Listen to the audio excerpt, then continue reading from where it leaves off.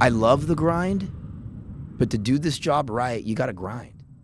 Yeah, but you got to put your own oxygen mask on every now and then, no, too. you do. But I always say, man, I'll go as hard as I can go for as long as I can go. I mean, I'm not going to be here forever. Right. Right? And I have some goals that I want.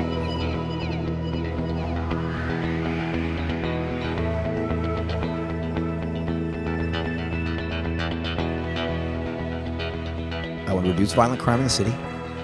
I want to increase officer morale. I want to increase community trust.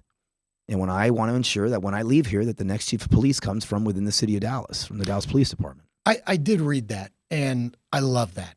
You've always had some of this, but now it seems like more than ever, people are always fearful of somebody else coming in and taking their job. And yet you're saying, I want somebody to come in and take my job because I want them to be ready.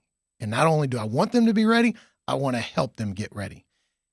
What that tells me is that you have the humble approach that is absolutely required in your position. What it does, what I hope to do is it gets buy-in. The vision that I have had, that the team has completely embraced.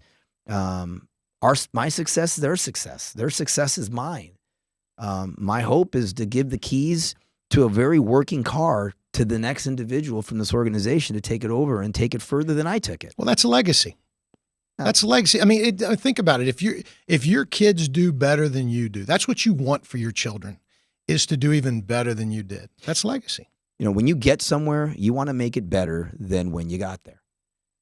And regardless where we go as a police department, and there's ebbs and flows, as you well know, like the next chief that takes over the Dallas Police Department should be saying, I want to make this better than when Chief Garcia was here. They should say that. Mm-hmm. If they're not saying that, they're not up for the challenge. Right. Because when you become a leader of an organization, particularly one as large as here, you can't put your money in a mattress. Mm-hmm. You're going to have to take chances. You got to act outside the box, not just think outside the box, and do things to move that needle. Because if you did not make it better than when you got there, then you didn't have a really good leadership run. Right. I think that's how leaders gauge themselves, right? And so I hope that, I hope to do a lot more in the city of Dallas, but I'm going to tell you right now, I hope the next chief does even more things than I can do. That means you set them up for success. Well, that's the hope. That's the hope. And there's some finality to it too, with regards to, listen, I'm asking people to grind hard for me. Rise and grind. I use grind all the time. Rise and grind is my mantra. And, for people to know, like when I first got here, I said, I'm going to do 5 years here and then I'll reassess.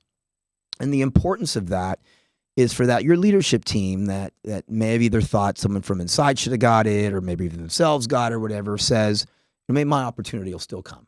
I'm going to work hard. I'm going to grind, because the hope is, and I've said it publicly many, many times, is that one of them is going to take over. And so the ownership in what our vision is really important, and they've done an amazing job doing that. And so, it's just important to give that message, to give some finality to it too, because I'll tell you what, in this line of work, as you well know, it's better to leave the party early than leave the party late. Yes. And you know what? The best time to leave an organization is if our organization is doing really, really well, and I announce, a few years from now that it's my time to step down, I'm sure people will question, why now? Things are going so great. Why are you leaving now? Well, you know what? That's the best time to leave. Absolutely. Because you do not want to give the keys to a broken car to somebody.